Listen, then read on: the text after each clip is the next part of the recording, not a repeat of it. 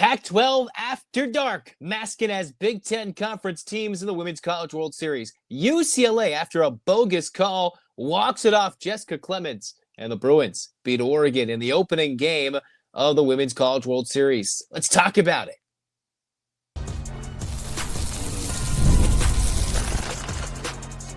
You are Locked On UCLA, your daily podcast on the UCLA Bruins. Part of the Locked On Podcast Network, your team every day. Welcome, everybody, to this edition of the Locked On UCLA Podcast. I'm your host, Zach Anderson-Yoxsimer. Thanks for making this show your first listen each and every day. It's free wherever you get your podcast, and it's available on YouTube. Like, comment, subscribe, download. Thanks for your support. Your team every day. Welcome back, everydayers. This episode is brought to you by FanDuel. Right now, new customers get $200 in bonus bets when your first $5 bet wins. Where we're going today is to OKC. Maybe not literally or figuratively. We're talking UCLA takes down Oregon, a Pac-12 rival, a Big Ten rival. It was Oregon who just slipped past the Bruins in the Big Ten regular season championship, where they beat the Bruins 2 out of 3 Easter weekend in Eugene.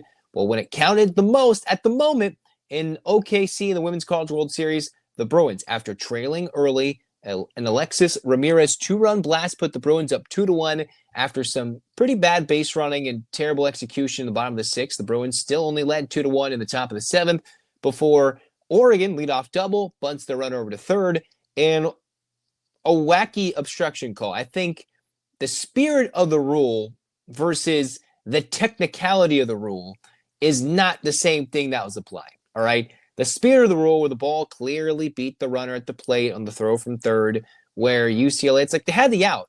It's not like she didn't have a lane and she slid into the foot and maybe she slowed down. She was out, and instead, after an obstruction call, changing what was a clear out at the plate. Of course, they changed it because the law of the land, if you're going technicality, if you're going black and white in that rule of obstruction, which has been a gray area ever since Buster Posey of the San Francisco Giants, I think, as a catcher, really broke his leg and everything. They don't want collisions, which is okay. But I mean, come on, that was a little ridiculous if you're looking at that. I thought we haven't had a controversial obstruction call in a very long time at home plate.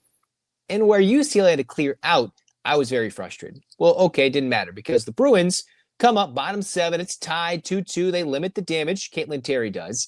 And then next thing you know, base up the middle. You got Jessica Clements. She comes up. Of all the players I would have thought would have sent one out to dead center, Clements might have not been on the top of my list, but she hits a walk-off 2-run blast, and the Bruins end a game that took, lightning delays, that a game that was supposed to start at 6:30 Pacific and didn't start till closer to 7:45 Pacific time.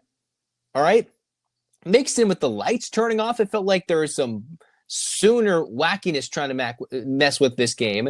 Multiple times, you're like, dude, is this game even safe to play? Like, why are the lights turning off? Why do we have all these light shows at these stadiums, not just in OKC, but anywhere? We can't keep the lights on. That's the basic function of lighting.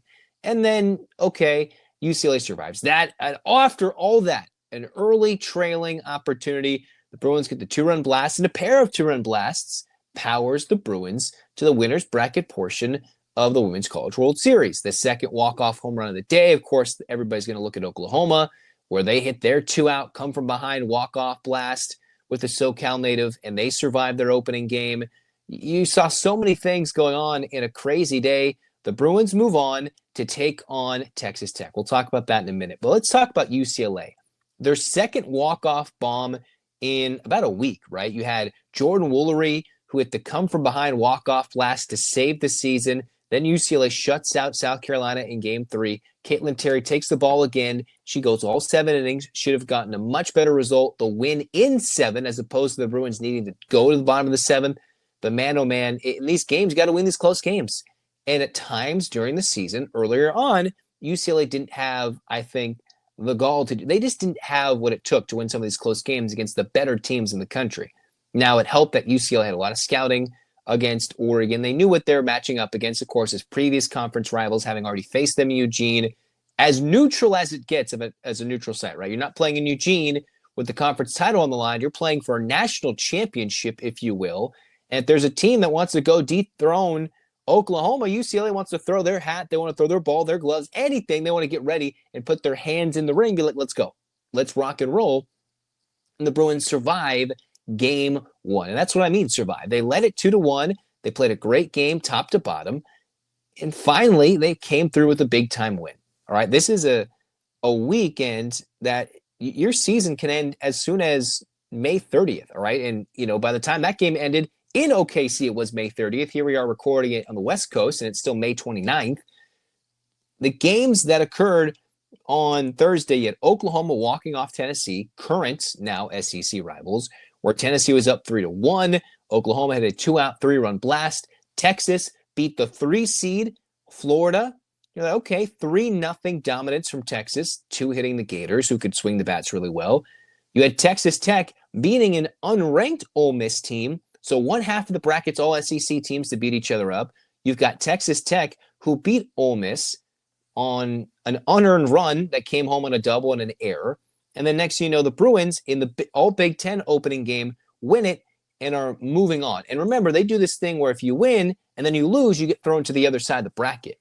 All right? So there's a chance where, say, Oklahoma loses, or if UCLA loses in their next game, they will flip to the other side of the bracket, and then next they will play each other in a winners-losers bracket, because it's not straight 4-4. They flip the bracket after game one. If you lost game one or win game one, generally you're sticking on one side of the bracket, but if you win and then lose, you get flipped to the other side, and your double elimination could find you facing Oklahoma in Oklahoma City, and you don't want that opportunity. So it is extremely important for UCLA to win game 2, and whether you get Oklahoma on your side and have to beat them once, or just getting past Nigeri Kennedy of Texas Tech, the Bruins want to have as many opportunities, as many cracks at it without having to burn their staff, with just getting to the championship series.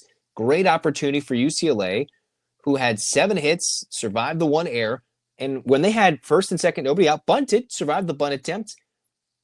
And then just terrible opportunity to execute by Alexis Ramirez. I think if you had a first pitch changeup, should put it in play. Second pitch strike, didn't put it in play, and strikes out. An opportunity where Oregon, when they had a runner at third, less than 2 outs, you put the ball in play, things happen. Whether it's the rules play in effect, replay, challenging systems, umpires, anything, you got to put the ball in play, which made that bottom of the 6th inning a disaster to watch. And then you get picked off to end it without even letting your best bats, or maybe the bottom of the order, swing it when your best bats could have come up. Either way, UCLA got the job done, and largely, despite all the wackiness of what everybody will deem as Pac-12 after dark, the Bruins got the job done. Kelly Inouye-Perez says, all right, we've been here before. We've been battle-tested all throughout the non-conference, survived the Big Ten Conference, which was won by Oregon, and I will admit it's disappointing that Oregon was only the 16th seed. They should be much higher than the 16th seed. That's a team that's got 53 wins. More than Oklahoma, Tennessee, Texas, Florida, Ole Miss, and Texas Tech. So what does that mean? The 2 teams with the most wins at the Women's College World Series were UCLA and Oregon. So the teams of the Final 8 that had the most wins remaining are both UCLA and Oregon, and they faced off in the opening round. Now you can compare the SEC Conference to the Big Ten Conference, the Big 12 Conference. I don't want to hear it. They all play tough teams all season long. Look at how good Nebraska was and how they were this close to advancing to the Women's College World Series, or how other teams were in a single elimination bracket. The 2 teams with the most amount of wins in all of college softball left and in the whole sport battled it out, and UCLA came out on top, which sets themselves up for a huge rematch, or not a rematch, but another duel against Kennedy. Someone who started her career off at Stanford, transferred to Texas Tech, and has taken that program, which was only mediocre in recent years, to the Women's College World Series, and that will be a top-tier battle. Is it Terry in 2 days? Is it Taylor Tinsley? Where is Coach Inouye-Perez going to go with her starter in the circle? I just wonder. We'll talk about that next on Locked On UCLA.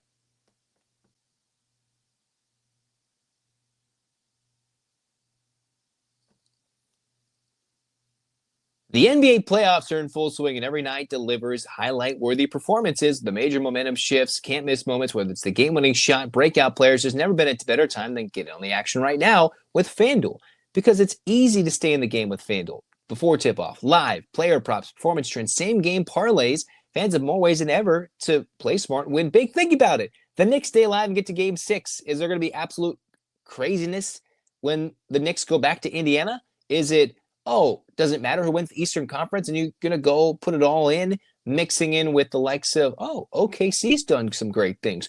Who might go win Finals MVP? Who might win the Eastern Conference Finals MVP if this goes 6 or if this goes 7? Who is going to step up in the fourth quarter? That's why you use those live prop bets, mid-game action, see how the game unfolds, and check out, if you're a new customer with FanDuel, it's a perfect time to set up. Go to FanDuel.com, place your first $5 bet, and if it wins, you'll get $200 in bonus bets. Make every moment more with FanDuel, an official sports betting partner of the NBA. Cruising on here into this final segment of Locked On UCLA, the Bruins advance as we're reacting to UCLA's 4-2 walk-off thrilling victory over Oregon. Jessica Clements with a walk-off two-run blast to dead center in their opening game in Oklahoma City. Second walk-off blast for the Bruins in their miniature 3-game winning streak. UCLA is now 6-1 in their last 7. If you go back to the Big Ten tournament, UCLA is 8-2. 8-2 in their last 10. And they still have a game to work with in this double elimination portion of the tournament. So what is UCLA facing? They're facing a Texas Tech team, 51-12, beat Ole Miss 1-0. Ole Miss has been a scrappy, unranked team, the only unranked team to make it to the Women's College World Series.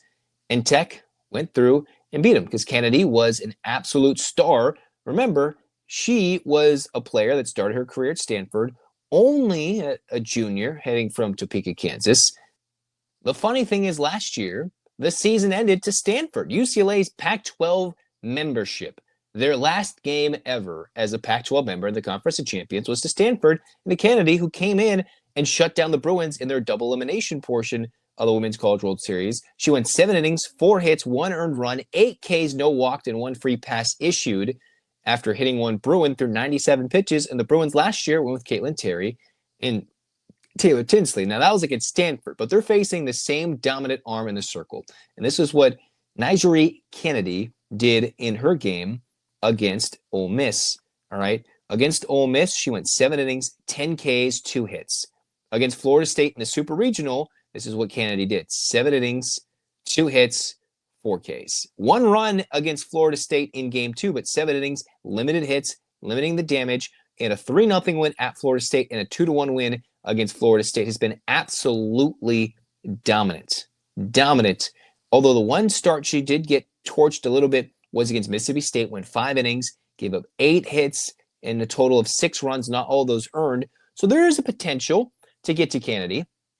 It's just a question of whether UCLA can do it. The last 3 games have led, this is Texas Tech starter, 21 innings, 7 hits, over 21 innings, 1 run given up, and a total of 17 Ks. 17 Ks in 21 innings, limited free passes, and 1 run given up. That is a minuscule ERA. She's been absolutely dominant. She is 31-5 overall with a pair of saves. And this is where Texas Tech is going to go. I wonder where UCLA might go. I think you might go Caitlin Terry. She's had back-to-back shutout performances after a rough game 1 against South Carolina. Came back to the same thing to South Carolina game 3 as she did mostly, maybe not shutout performances, but dominant performances is what I should say. Dominant performance against Oregon. Wasn't a shutout, but has been very good in going complete game or dominant scoreless outing against South Carolina, responding to in that game versus South Carolina game 1. So dominance versus South Carolina game 3 with the Women's College World Series berth on the line. And then UCLA opening game against Oregon pitched really well. So it might be Terry or do they go Tinsley? Either way, UCLA has to get to one of the most dominant pitchers in all of college softball. One of the most dominant pitchers in all of softball. And it's not like Ole Miss is scoring a lot of runs, all right? They won 2-1 against Florida State, 3-0. They beat Ole Miss today 1-0 in this game and have been scoring a few runs. It was a little more of a higher scoring regional for Texas Tech and Lubbock. But right now, UCLA has to find a way to score first. And maybe, I'm not sure if they have to flip it if UCLA is the home team or if they're on the road, based on how it works. Either way, in this winner's bracket game, a win, and then you have 2 chances to win 1 game to advance to the championship series, where then again the double elimination resets and you're playing for a national championship. That's how important this win was today to beat Texas Tech. And then remember, they flip how the bracket works in this format in the College World Series. and the Bruins would be set up for success. Don't expect a lot of runs. This is where the powerful bats can step in, even if it's not Jordan Woolery or Megan Grant, who get a lot of the love and a lot of the hype for their home run swings. It's been Clements with the walk-off blast, lefty Ramirez, Alexis Ramirez, who had the big go-ahead blast in the middle of the game for UCLA, who literally weathered the storm, the lights turning off, Pac-12 After Dark masking as a Big Ten conference battle against a longtime rival in Oregon, getting revenge for that Easter weekend against the Ducks, but knowing it's still not done, and there still could be another chance you play Oregon later in the tournament, but Oregon has to win so many elimination games. They got the work cut out for them, including they play the Friday the next day. UCLA gets the day off to rest, to recover. Coming up in Oklahoma City, you have a lot of hot weather. In this game, in this day, it was like low 70s. It's going to jump up to the upper 80s, and then more weather will wreak havoc later in the weekend. And that's why if you're UCLA, you want to win that game Saturday. And when weather goes crazy and all these teams in the losers bracket are battling it out, you want to have some rest and not to play 2 games in 48 hours or like 36 hours, something ridiculous, or 3 games in that span when a team's running through the losers bracket just to play UCLA. That's the importance of winning this winners bracket game when weather always plays a factor at this stage, whether you're playing in Oklahoma City or if you're playing in Omaha at that time. If you're in the Men's College World Series, it always tends to have some rain or lightning or some weather pattern that throws everything off. And it's going to get hot. Maybe the ball will fly out a little bit more. And that plays to UCLA's strength, a powerful team that needs to score runs. And if they do, they will beat Texas Tech. If UCLA scores 4 runs against Texas Tech, which is asking a lot against Kennedy, they will win the game.